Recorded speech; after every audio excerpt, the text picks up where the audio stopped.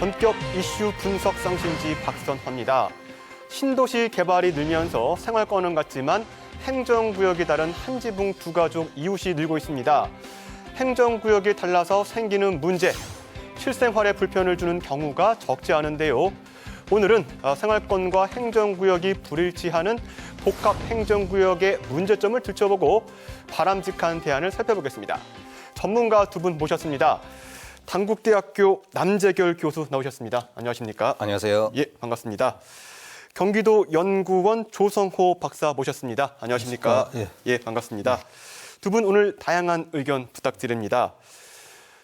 우선 영상을 통해서 복합행정구역의 사례를 알아보겠습니다.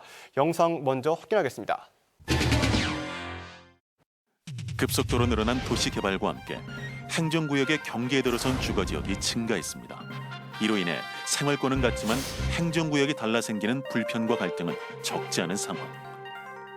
한 아파트 단지에 살지만 주민들은 관할구역이 달라 다른 투표소와 관공서를 이용하고 집 앞 가까운 학교를 두고도 먼 곳까지 등하교를 합니다. 행정구역이 달라지면서 출산 장려금이나 아동수당 등 복지 서비스에도 차이가 생기게 되는데요. 주민들은 차별감과 소외감을 호소합니다. 학생들이 많은데 학생들이 불편한 점이 있어요. 왜냐면 도서관을 이용을 하는데 일단 책이 대출이 안 되는 거예요. 그러니까 대출이 안 되니까 그냥 거기서만 그냥 보고 오는 거고, 옆에 바로 3, 4단지 학생들은 마음 놓고 책을 빌려오는데 거기서 느끼는 또 차별감, 소외감. 전국 22곳, 지자체 10개 지역 곳곳에 존재하는 복합행정구역. 시군구 경계로 인해 2개 이상의 행정구역이 맞물린 대표적인 사례는 위례 신도시입니다. 행정구역 문제를 미리 해결하지 못하고 완성된 신도시에 송파, 성남, 하남 3개의 지자체가 맞물려 있습니다. 또 다른 사례, 서울 속 의정부 수락 리버시티입니다. 2009년 서울주택공사가 약 2,000세대 규모로 조성한 택지개발 사업으로 수락 리버시티 아파트의 1, 2단지는 경기 의정부에, 3, 4단지는 서울 노원구에 속해 있습니다. 같은 단지에서 사실상 노원구 기반의 생활을 하고 있지만 주민들은 주소지가 다르다는 이유로 10년이 넘도록 큰 불편을 겪기도 합니다. 그러니까 여기 찢어지고 피가 절철 오르고 있는데 119가 안 온 거예요. 30분이 됐는데. 의정부에서 오기 때문에 그렇다고 그러더라고요. 서울은 여기 바로 앞이거든요. 또 3단지 앞에서 교통사고가 났었어요. 아들이 자전거 타고 가다가. 근데 그때는 5분 만에 났었어요. 이슈 분석 쌍심지, 체계적인 구조 아래 차별과 소외가 일어나는 복합 행정구역에 대해 살펴봅니다. 네, 영상에서 보셨듯 최근 2개 이상 지자체를 포함하는 신도시 개발이 늘고 있죠. 국토연구원에서는 복합 경계 신도시라고 정의하고 있는데, 일단 교수님, 복합 경계 신도시 최근에 늘어나는 이유는 무엇일까요? 네, 복합 경계 신도시 증가 이유는 크게 2가지 측면으로 나누어 볼 수 있습니다. 하나는 도청 이전 신도시처럼 개발 이익을 지자체가 공유하기 위해서 이 정치적 타협의 결과물로 개발되는 경우이고, 다른 하나는 아무래도 이 가용 용지가 부족하다 보니 여러 지자체에 걸쳐서 개발하는 경우입니다. 앞으로는 아마도 이런 복합 경계 신도시가 증가할 가능성이 높다고 봐야 되겠죠. 정치적 타협과 그 가용 용지에 대한 부족 때문에 이런 문제가 생기고 있는데, 행정구역이 실제 주민들의 생활권과 불일치하는 사례도 있습니다. 같은 아파트 단지에서 생활하지만 주소가 나뉘면서 행정구역이 다른 경우인데요. 그렇다면 이 행정구역이 달라서 생기는 불편함 생각보다 많을 것 같은데, 조성호 박사님, 어떤 현상들이 일어나게 됩니까? 한 3가지 정도 문제점이 발생합니다. 첫째는 이제 주민 불편이 굉장히 심합니다. 예를 들면은 같은 생활권이지만은 행정구역이 달라서 또 원거리 통학 수요가 많이 발생합니다. 그리고 공공 서비스의 이용 부담이 같은 생활권이지만 다릅니다. 행정구역이 다르기 때문에 그런 게 문제가 있고, 다음에 도시 관리 측면에서도 이게 굉장히 문제가 발생을 합니다. 예, 원거리 통학과 공공 서비스였던 사각지대, 그리고 도시 관리 측면에서도 어려움을 겪고 있다, 이렇게 말씀해 주셨는데, 그렇다면 이 중에서 주민들이 가장 크게 불편을 겪고 있는 사안이라고 보면 어떤 게 있을까요? 이게 지역마다 조금 다르긴 합니다만 실제 현장에 가서 인터뷰를 해보면 역시 학군이 가장 불편함을 느낍니다. 왜냐하면 학군은 학생들이 매일 등교하고 또 같은 친구들인데도 네. 같은 아파트에 살면서도 다른 학교를 다니는 현상이 있거든요. 그게 제일 큰 불편이고 예. 두 번째는 교통입니다. 예. 교통 중에서는 특히 그 택시 사업구역 때문에 행정구역 경계를 넘으면서 할증이 예. 발생함에 따라 불편함을 호소하는 경우가 많습니다.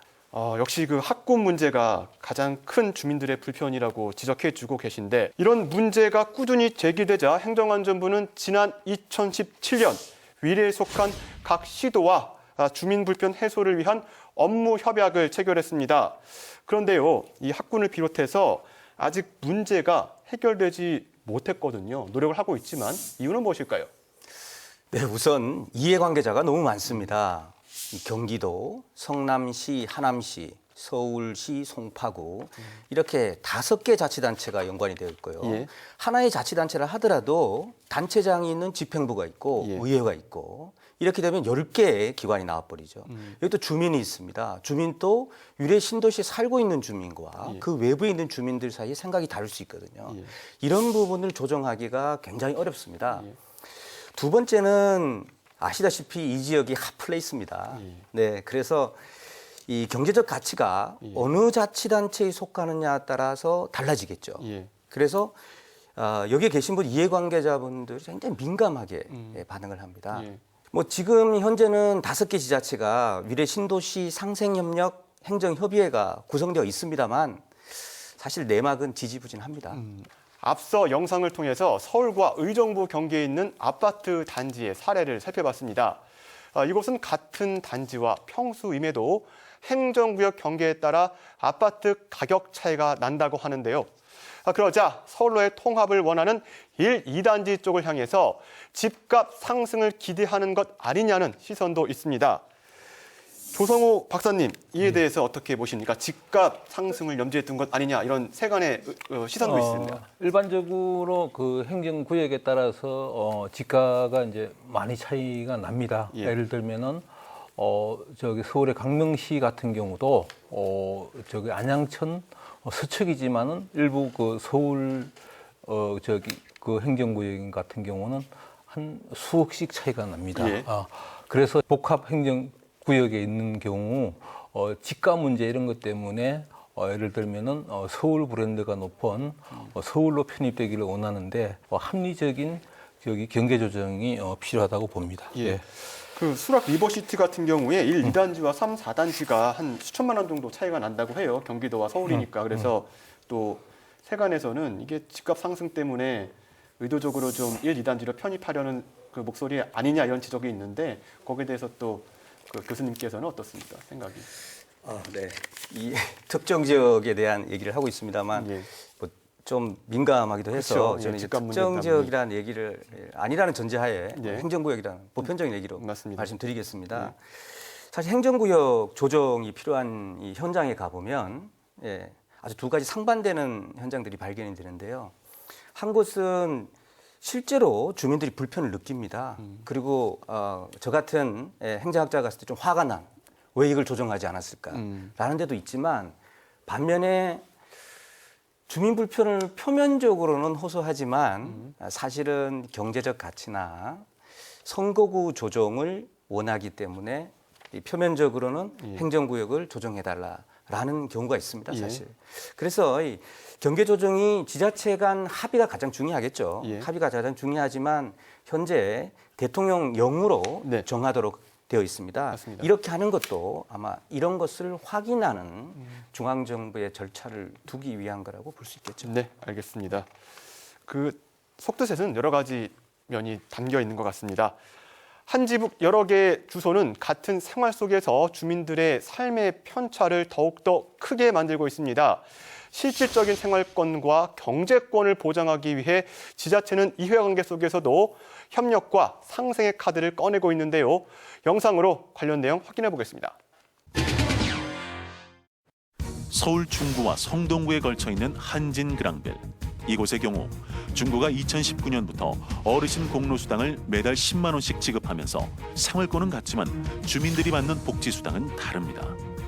단일 생활권에서 나타나는 주민들의 상대적 박탈감으로 의정부시에 속한 수락 리버시티 1, 2단지 입주민 3,500여 명은 10년이 넘도록 서울시로의 편입을 요구해왔습니다. 주민들이 원하는 것은 행정의 효율화 그리고 생활권의 통합. 버스를 탄다 해도 또 지하철을 타야 되고 또 가서 지하철 내려가지고 또 버스를 타야 되거든요. 보건소에 가려고 하면 몇 분 걸립니다. 너무 힘들어서 택시를 타려고 하면 택시가 또 안 들어옵니다. 얘는 경기도라서. 그래서 우리가 또 뭐 코를 불러야 되고 돈을 더 줘야 됩니다. 커져가는 주민들의 목소리에 머리를 맞대기 시작한 지자체. 노원구로 일방적인 편입 요청을 지금 하고 있는 거라서 저희도 그에 상응하는 규모의 토지라든가 어떤 그런 부분을 같이 맞교환하는 방식이 이루어져야 되기 때문에 그런 식으로 검토를 좀 해보려고 해요. 2020년 3월 서울 노원구와 경기도 의정부시는 동반 성장 및 상생 발전을 위한 협약을 맺었습니다. 도봉 운전면허 시험장을 의정부 장암역 인근으로 이전하기 위해 개발 제한구역을 해제하는 내용과 함께 의정부 수락 리버시티 1, 2단지 천여 가구를 서울시로 편입하는 행정구역 변경 등의 내용이 포함됐습니다. 수락 리버시티 1, 2단지가 현재 생활권은 노원인데 주소는 의정부로 되어 있습니다. 수락 리버시티 1, 2단지 주민들을 서울 시민으로 노원 구민으로 편입하는 데도 서로 합의를 했습니다. 단일 생활권 실현을 위한 지자체 행정구역 경계 조정은 지역에 따라 희비가 교차하기도 합니다. 주민들의 생활을 개선했다는 긍정적인 평가도 있지만 지가 하락 등 부정적인 영향을 우려하는 일부 불만의 목소리도 나오고 있는 상황에서 앞으로 부작용이 없는 행정구역의 단일 생활권 실현을 위한 효과적인 해법은 무엇인지 하나씩 심층 점검합니다. 애매한 행정구역, 서울만 보더라도 한 아파트가 2개의 지자체에 걸쳐 있는 곳이 있습니다. 지자체가 다르기 때문에 복지수당도 다른 한진 그랑빌 사례. 문제 해결을 위해서 중구와 성동구는 지난 1999년부터 머리를 맞댔습니다. 하지만 20년이 넘는 시간 동안 여전히 문제는 해결되지 못하고 있는데요. 층에 따라 행정구역이 다른 경우도 있죠. 서울 종로구와 중구 경계선에 걸쳐 있는 광화문의 빌딩이 바로 그곳입니다. 1층부터 11층은 종로구고 12층부터 20층은 중구로 나뉘어져 있는데요. 이 빌딩 또한 문제 해결이 쉽지 않다고 하는데 그렇다면 쉽게 해결되지 않고 있는 이유 뭐라고 보십니까, 교수님? 네, 사실 서울시에서 말씀하신 이러한 자치구간 경계 조정이 필요한 곳이 말씀하신 곳 2곳 지역 외에도 한 8곳 정도가 더 있습니다. 예. 대표적인 것이 보라매 타운 일원인데요. 자치단체에 왜 이런 문제가 해결되지 않았냐 이렇게 물어보면 자치단체에서는 재산세 때문이다 뭐 이렇게 얘기합니다. 근데 사실 자치구세는 재산세하고 등록면허세 2가지 세 종류밖에 없습니다. 예. 그게 재산세는 서울시가 50% 공동과세를 하기 때문에 재산세의 50%만 자치구로 가져가는 거죠. 예. 그러니까 사실은 재산세가 큰 영향을 미치지 않는다고 볼 수 있습니다. 예. 그러면 왜 그러냐? 뭐 단정하기 어렵습니다만 지자체 자기구역 뺏기지 않기, 자기 땅 챙기기 현상으로 볼 수 있습니다. 예. 의회에서는 어떤 생각을 하고 있는지 관련 의회의 회의록을 지난 20년치 회의록을 뒤져봤습니다. 근데 경계 조정에 대한 토의가 굉장히 많을 것 같지 않습니까? 예. 왜냐하면 주민들의 불편이 있으니까요. 근데 경계 조정에 대한 토의는 하나도 없었습니다. 왜 그럴까요? 왜 그럴까요? 궁색한 논리밖에 없기 때문에 경계 조정에 대한 키워드가 떴는데 그 다음에는 담당 과장이 별도의 서면 보고를 하겠습니다. 또 별도 보고를 하고 있습니다라고 다 빠져나갑니다. 예. 물론 그런 지역의 어떤 특정 지역에서 의회에서의 논의 회의록이 관계된 옆에 지역에서 다시 읽어보기 때문에 조심하기 위해서 그렇다 치지만 이 논리가 그렇게 명확하게 나타나지 않는다고 볼 수 있습니다. 예. 가장 큰 건 역시 주민 불편인 것 같아요. 주민들이 예. 불편을 예. 겪고 있기 때문에 해결해야 될 것 같은데 주민 불편을 줄이고 삶의 질을 높이기 위해서 여러 지자체가 다양한 논의를 하고 있습니다. 자, 조성우 방사님께서는 그 주민투표 의견을 제시한 걸로 언론에 보도가 된 적이 있습니다. 네.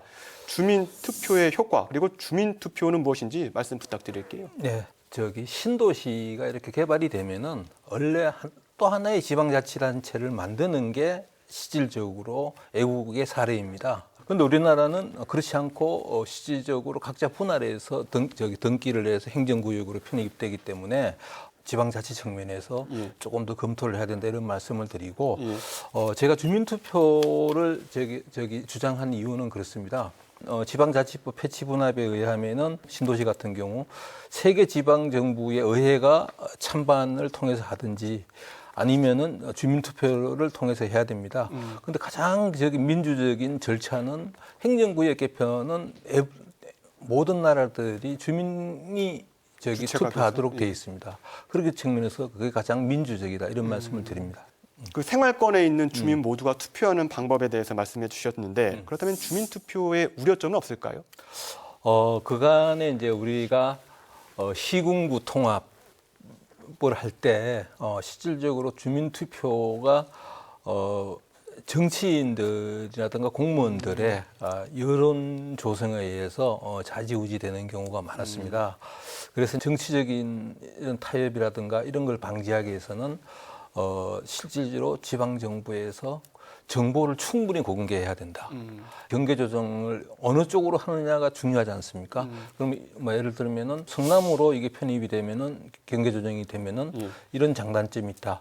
이런 부분들을 지방 정부나 그 행안부에서 충분히 공개해서 주민들이 제대로 판단할 수 있는 그렇게 했을 경우 주민투표의 부작용을 막을 수 있다 이렇게 봅니다. 주민투표뿐 아니라 또한 다양한 방법 역시 고려할 수 있을 것 같아요. 교수님 생각은 어떻습니까?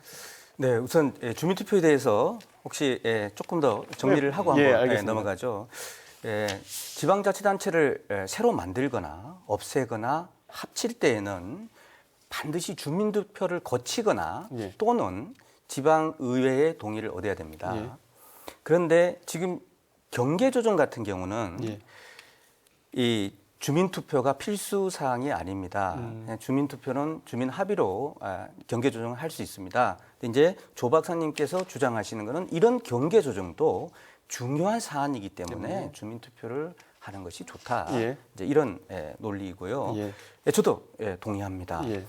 근데 이제 주민투표 이외에도 주민투표도 좋지만 저는 경계 갈등의 그 본질이 어디에 있는지에 대해서 제3자가 객관적으로 확인하는 것도 필요하다고 봅니다. 예.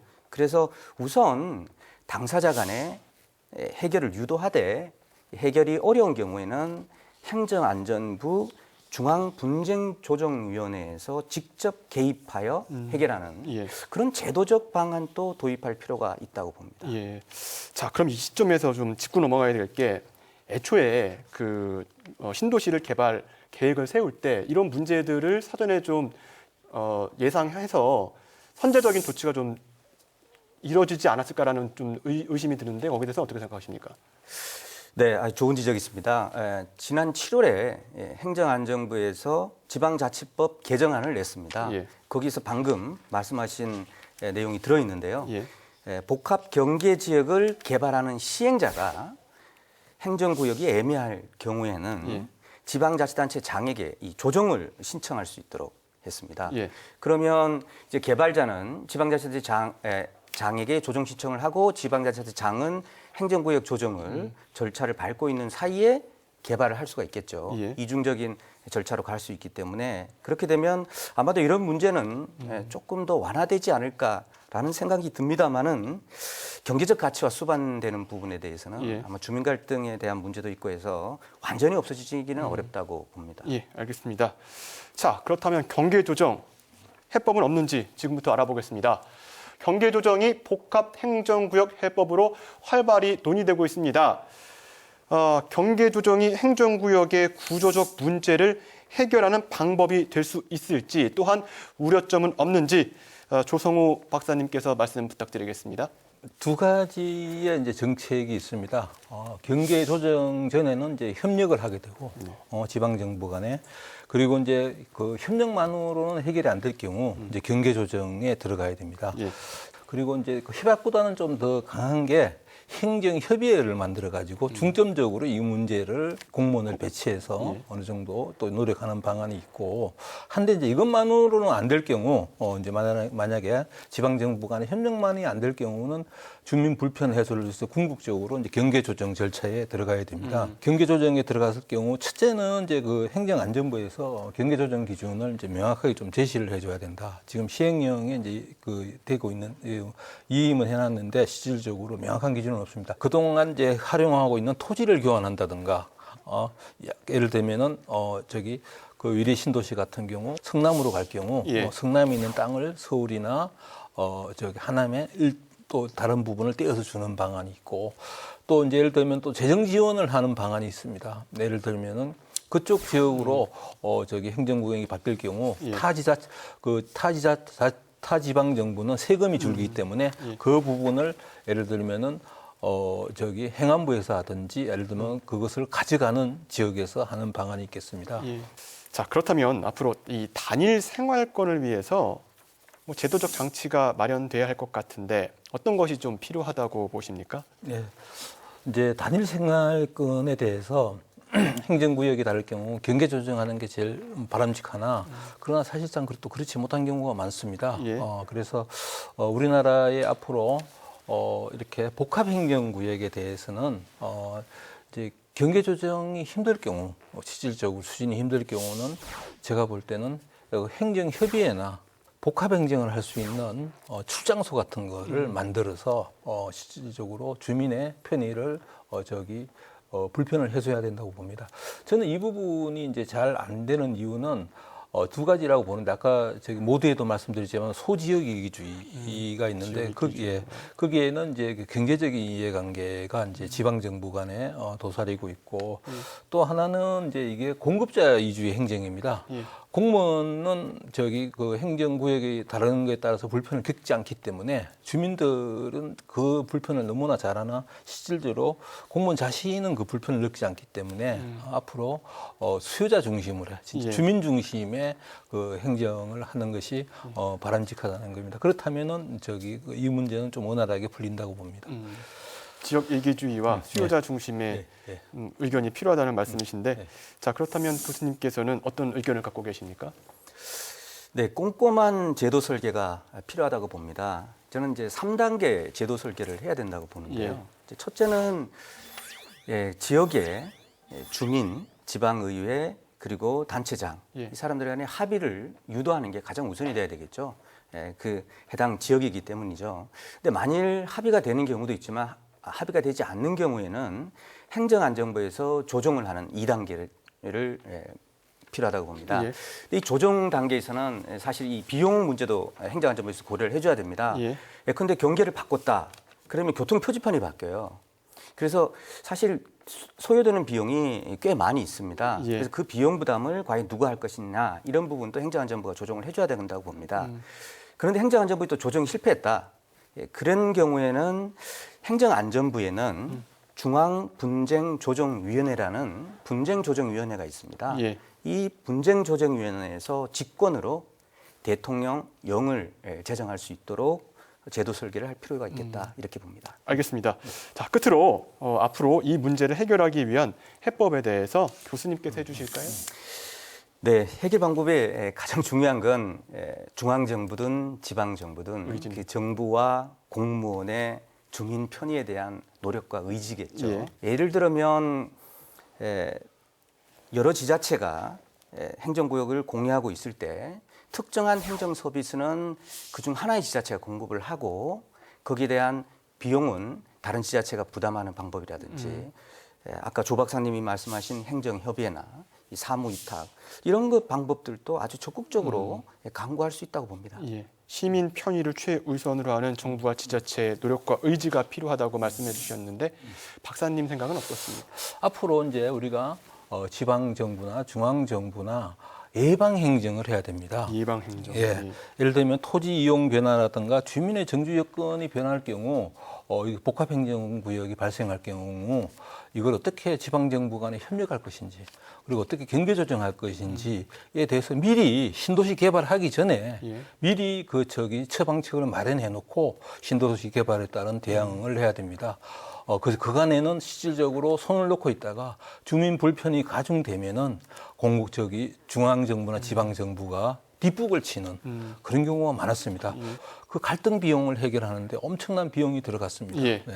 그래서 앞으로는 이 경계조정 기준에 대해서도 중앙정부나 지방정부나 합의를 해서 실질적으로 그 갈등 비용을 줄이고 주민들의 불편을 해소하기 위해서는 여기에 대한 예방 행정이 최고의 해답이다 이렇게 봅니다. 예, 알겠습니다. 네. 뒷북 행정보다는 예방 행정이 필요하다 예. 이렇게 예. 말씀해 주셨습니다. 지금까지 복합 행정구역에서 나타난 불합리한 생활권에 대해서 종합적으로 두 분과 이야기 나눠봤습니다. 오늘 함께해 주신 두 분 고맙습니다. 네. 같은 터전에서 함께 살지만 다른 지역에 속해 살아가는 사람들, 행복한 일상을 꿈꾸며 마련한 삶의 공간에서 구조적인 제도에 의해 차별되고 소외되는 사람이 없는 마을. 주민과 지자체가 서로 각자의 이익을 따지기보다는 협력과 상생의 자세로 공동의 목표점을 향해 함께 발전하길 바랍니다. 이슈 분석 상심지 오늘 준비한 순서는 여기까지입니다. 저희는 다음 시간에 인사드리겠습니다. 시청해주신 여러분 고맙습니다.